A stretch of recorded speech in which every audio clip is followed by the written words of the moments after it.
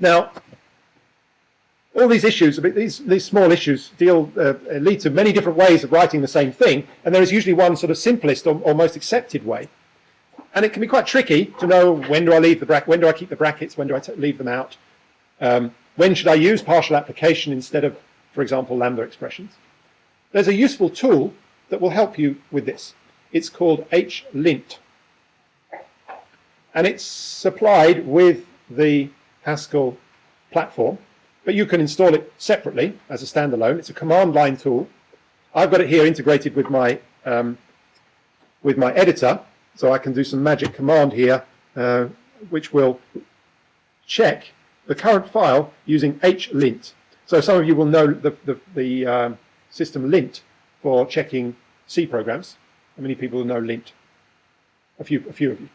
This is not like lint in the sense that it's really just a tool intended to teach you some of the basics of Haskell. It's a pedagogical tool rather than a serious production checker.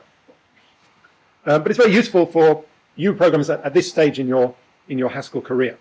So let me just run that and see what... Okay, so hlint, the output of hlint will give you a bunch of warnings and suggestions. Here's one of the warnings. It found this definition, and it says, that looks like a fold to me. Why don't you define it this way? Here's another one. Of course, I already spotted those. That was the purpose. That was the whole purpose of why they were there. It even spots that my definition of fold R prime should be an instance of fold. Why not define it this way? Nice. Here's the thing that I just talked about, eta reduction. That is to say, when you define a function applied to an argument equals to another function applied to an argument, you can remove the arguments from the definition.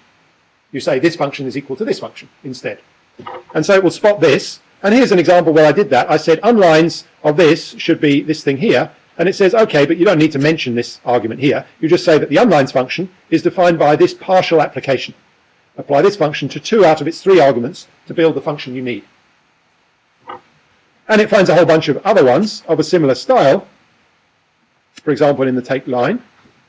It also spots that I just put in redundant brackets that I didn't need.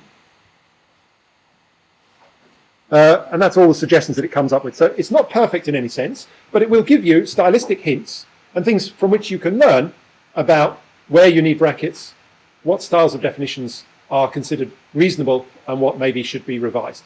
So I strongly advise you from now on, when you submit your labs, to run your through hlint and have a look at the errors. Some of them you can debate whether you really should make a correction or not.